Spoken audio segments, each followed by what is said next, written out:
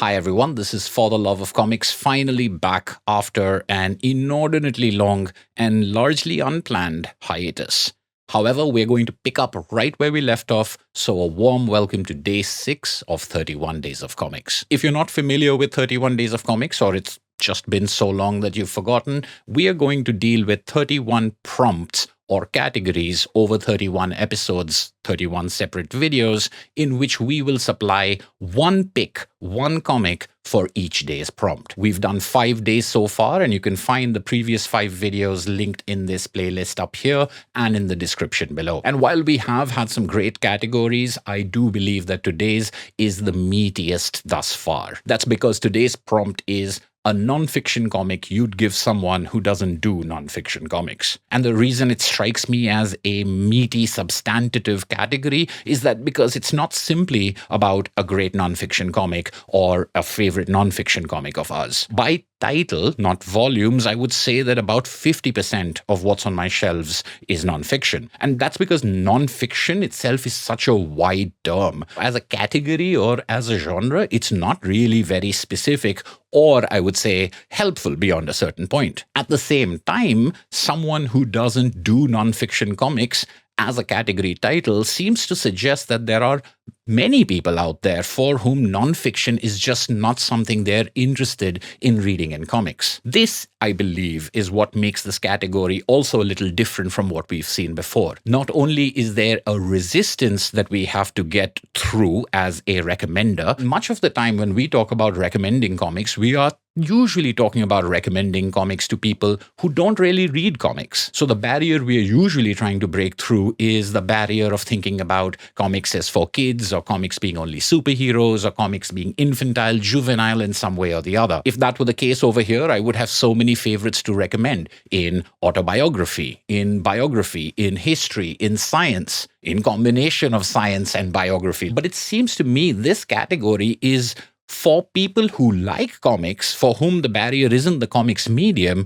but for whom the barrier is non-fiction in the comics medium. So are we talking about people who don't believe that comics are capable of doing the things that film and prose can do when telling the truth? Or are we talking about people who'd rather just think of comics as entertainment and escapism, things that we don't usually associate with nonfiction? I think either of those two are valid approaches in interpreting today's category, but I really wanted to find something that wouldn't meet with resistance immediately, which means that if people think biographies are either puff pieces or hatchet jobs, comics biography wouldn't work. If people think that autobiographical comics are pretentious and navel-gazing, then an autobiography wouldn't work. If people are not interested in journalism or reportage, then those comics wouldn't work. Not because these aren't great comics that don't have the capability of changing people's minds, it's just being accepted in the first place, opening the books in the first place might be at risk because of the kind of nonfiction they are. So if I go by this idea that I am not talking about people who love nonfiction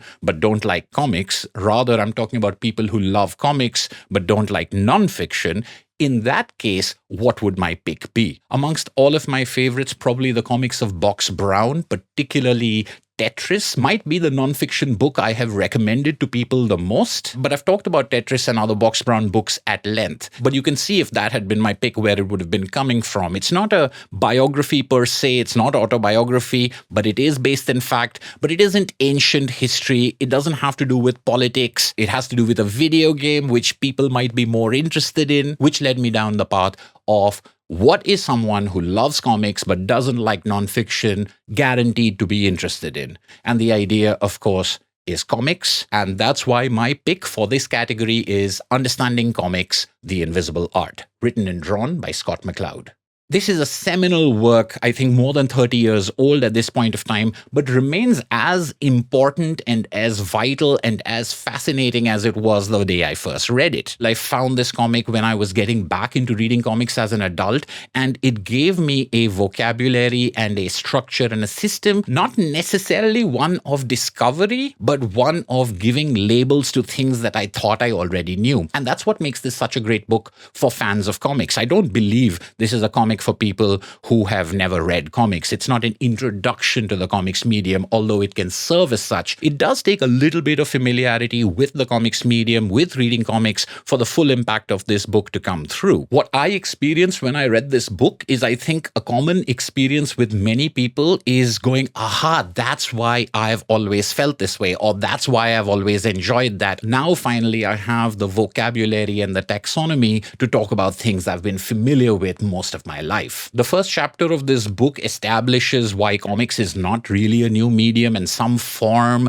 of pictorial, juxtaposed, sequential storytelling has been around forever. But it's really chapter 2 where this book takes off for me, breaking down things that are so particular to the comics medium we know and are familiar with. From chapter 2 onwards, this book establishes itself as a major work of not just comics theory, but any form of critical theory. And that's another thing about this book that I think makes it a great book to recommend.